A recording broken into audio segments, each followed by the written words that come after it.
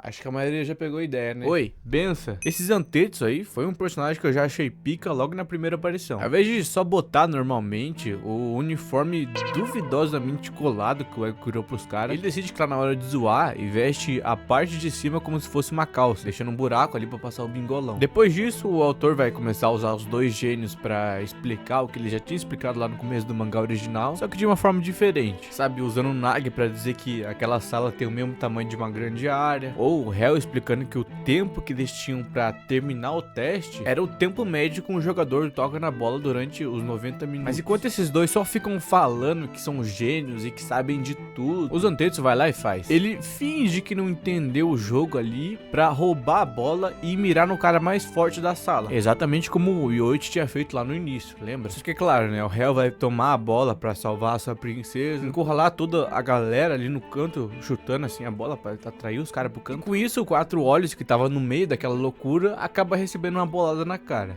De propósito, é claro. E aí é que a gente vai ter essa sequência do cara fintando duas vezes e depois deixando a sorte decidir o perdedor. Olha isso, que outro personagem que faria essa doideira. Enquanto o Hell e o Nagi eram só mais dois arrombados, menosprezando todos os outros times e acreditando fielmente que aquela primeira seleção já tava no papo, o que, como a gente acabou vendo, levou os caras a acabar perdendo aquela partida. Já o Zantetsu, por outro lado, nunca teve um painel dele desmerecendo ninguém ou subestimando o time Z. Então ele se preocupa com o Nagi pulando os treinos, comemora em silêncio, fala que ama o espírito de luta do inimigo, e além de tudo o cara é canhoto. Aí enquanto a galera não leva a sério a inteligência do cara e fica rindo desse lance dele usar palavras difíceis, ninguém lembra que o Ayano Koji fazia exatamente a mesma coisa, nunca usando toda a sua força e tirando a nota média só pra passar despercebido, pra no final, né, o cara acabar manipulando todo mundo e ser aplaudido na internet. Então, ó, abre o olho, hein? Seria uma surpresa se esse cara se revelasse ser um gênio disfarçado.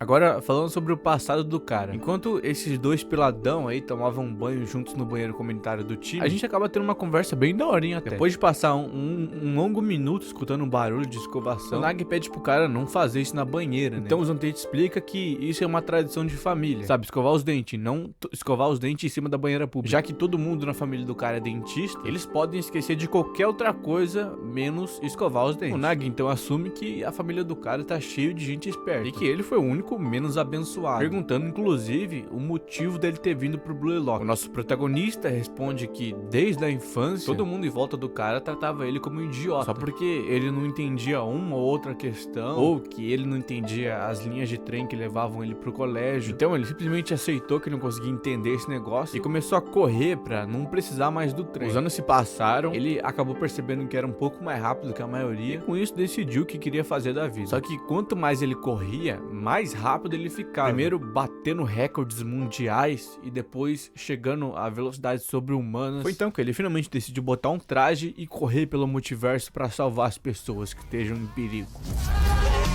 Tá, chega de brisar, vamos falar sobre os feitos desse homem agora. Antes das partidas começarem e os pontos de cada gol serem atribuídos na primeira seleção, esse maluco aí já tava no topo do time V. E pra você que não lembra, as classificações iniciais ali eram tudo organizadas pelo ego. Ou seja, de acordo com os próprios preconceitos e as análises do cara, o Zantetsu era o top 1 do time V, que como a gente pode lembrar, era o time mais forte do quinto bloco. E tá, ele pode não ter sido o artilheiro daquela seleção, só que ainda assim é legal ver que o cara tava no rank alto ali no começo. Outro feito que o mangá deixou bem claro durante essas partidas é que em termos de explosão e reação, ele tem as pernas mais rápidas do Blue Lock. E não seria um absurdo dizer que também de todo o Japão. Claro, ele pode perder pro Lock e pro Shigiri se for analisar só em velocidade máxima, mas assim como foi dito pelo próprio Shigiri, a velocidade de reação do cara é absurda. A gente vai ver isso durante esses painéis aí, como durante o primeiro teste, que ele consegue literalmente ficar mudando de direção sem perder a velocidade,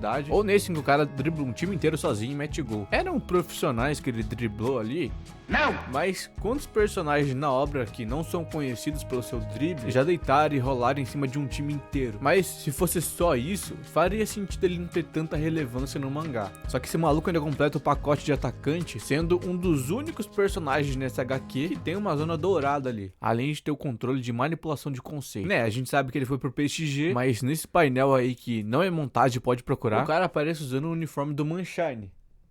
Olha só que interessante. Agora, vamos pra pergunta que eu meti lá no vídeo do Corona. Esse maluco aí seria útil contra o Sub-20? Que eu acho que é uma pergunta bem válida, né? Quando você estivesse perguntando se um personagem é subestimado ou não, pense em como seria a atuação dele nessa partida. E quem ali faria sentido de ser substituído por ele. Eu acho que o primeiro cara que vem em mente quando a gente fala de substituição nesse caso é o próprio Shigiri. Como não foi mostrado nenhuma vez no mangá inteiro a falta de energia nos Antetsu, dá pra gente assumir que o cara tancaria correr uma partida inteira sem se cansar tanto assim. Como naquela partida o Pantera Vermelha não teve muito que competir em termos de corrida e velocidade com nenhum dos zagueiros do Sub-20, já que né, o cara que era bom nisso tava tancando ali o Yukimiya, o 4 Olhos provavelmente teria a mesma liberdade pra correr em campo. Olha esse painel onde o Aiko já peida pra explosão do Shigiri. Então imagina os Antetsu ali pra passar dessa defesa e meter o cruzamento, que podia até não ter dado chance pro Sai interceptar. Mas aí eu acho que eu já tô forçando um pouco, né? O cara tava no prime naquela partida. Só que ele estando entrando no lugar do Shigiri antes da partida começar não é substituição, mudaria duas coisas. A primeira é que o Ego não teria tantos motivos para substituir ele como ele teve com o Shigiri. O que dá pra ter certeza é que o Nico seria substituído pelo Hell, né? Como foi normalmente. E que o Hiyori ia acabar ficando no banco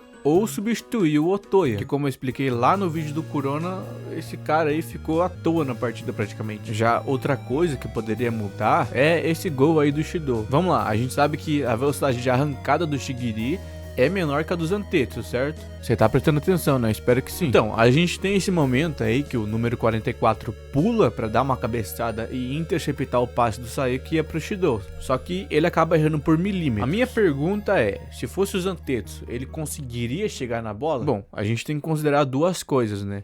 A primeira é que os caras não pensam exatamente a mesma coisa. Então pode ser que os Antetsu nunca tivessem pensado em fazer esse mesmo movimento do Shigiri. A outra é que o Sae, sendo o putão que ele é, poderia ter lidado com isso. Às vezes mandando a bola pra outro lugar, ou criando uma curva pra ela passar por cima da cabeça dos Antetsu e chegar aos pés do Shido. Fica a dúvida no ar aí. Bom, como esse canal acabou de sair do forno e o mangá ainda vai demorar alguns bons meses pra gente começar a Copa e ter certeza se as minhas apostas estão corretas ou se vão se revelar mais como um delírio da minha cabeça, eu não sei em que me basear pra criar mais dessas teorias. Logo, tudo que eu disser aqui não é pra ser levado a sério, a não ser que essas teorias estejam corretas. Aí sim, aí você pode levar a sério, mas o contrário não. Só finge que não aconteceu. Assim como os outros caras, eu ainda acho que o mangá tem muito espaço pro autor tá acrescentando mais em alguns personagens. Pô, tem tanta habilidade que ele poderia estar criando ou explorando as que ele já criou, como o Olho de Gavião, que tanto os Antetsu quanto o Karazo e mais um outro personagem que eu não vou lembrar quem que é, já apareceram tendo esse tipo de olho. Só que até agora essa habilidade ficou no ramo da especulação. Sem muita certeza. Outra coisa é que eu já vi uma galera no Reddit comentando como os Antetsu escolheu o time errado na liga, né? Ele foi pro PXG, mas de acordo com essa galera aí, ele devia ter ido pro Manshine pra aprimorar ainda mais as suas armas e a sua velocidade. Só que isso não faz sentido tanto porque ele teria o mesmo desenvolvimento do Shigiri, como porque ele teria revivido o mesmo trio que a gente já viu lá atrás. Lembra quando era o Velocista, o Camaleão e o Gênio Preguiçoso? Você deve se lembrar, né? Óbvio, só isso não justifica ele não melhorar suas habilidades. Mas eu acho que o cara ter ido pro PXG não foi uma escolha tão ruim assim não. Lá ele tava do lado do cara mais rápido do mundo e também num ambiente bem melhor do que seria em qualquer outro time. Menos no Bastard, né? Eu acho que seria da hora ver ele com o Isagi lá. E bom, rapaziada, do nada assim mesmo, foda. Só pra quem ficou até o final do vídeo, eu trago a notícia que o server de RPG de Blaylock abriu mais vaga pra novas sessões. Mas não vão ser só sessões casuais ou algo assim, sabe? Se tu tá afim de envelhecer com um personagem dentro desse verso maluco de futebol aí, vale a pena dar uma conferida lá. E tipo, isso parece muito uma frase de promoção de vendas, mas como os mestres são limitados, as vagas também. Já pensou um mestre ter que cuidar de 30 cabeças? Não dá não, tá ligado? Então corre aí na descrição, chama os caras lá, porque o trabalho dos malucos tá insano. Muito obrigado por tudo, se cuidem, tchau e benção.